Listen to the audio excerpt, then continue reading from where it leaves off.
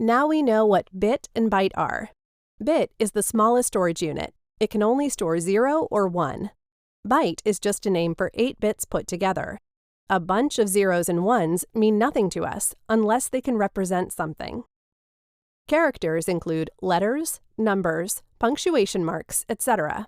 They are the medium that can carry information that human beings can directly understand. For all the zeros and ones to be useful, we must connect them to characters. Certain numeric values must represent certain characters. Character encoding is what we use to associate numbers with characters.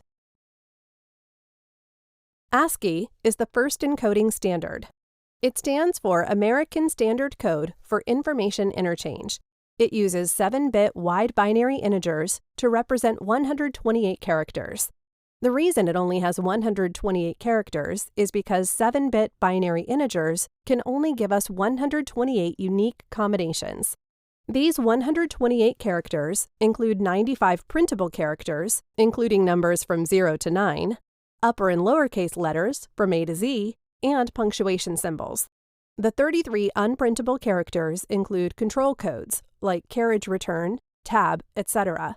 We use them to format texts. For example, 1001000, which is decimal 72, represents capital H. 1101001, which is decimal 105, represents lowercase I. So decimal 72 and 105 can give us the word hi. Unicode is a computing industry standard. It aims to provide a consistent encoding for the world's most used languages. Pay attention here. Unicode is an industry standard, not a specific encoding set.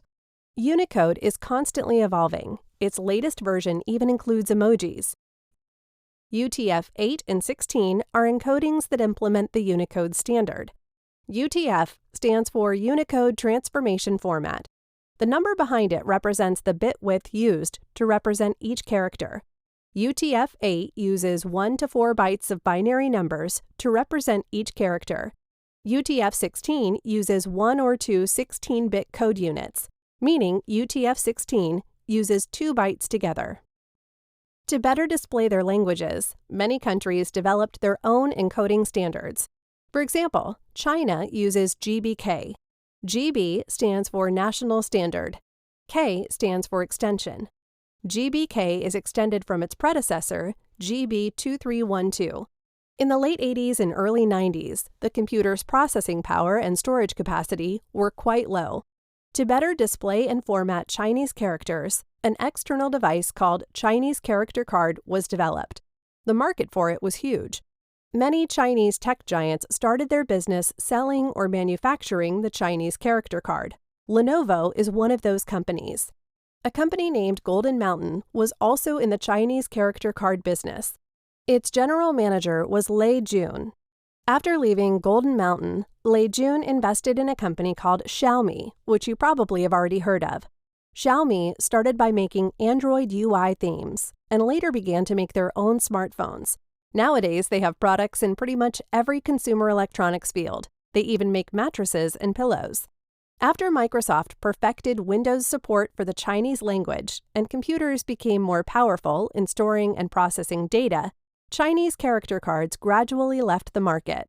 Nowadays, we expect a computer to be able to perfectly display every language, but just 30 years ago, being able to properly display just one non-English language was considered quite an achievement. Even an external device had to be developed.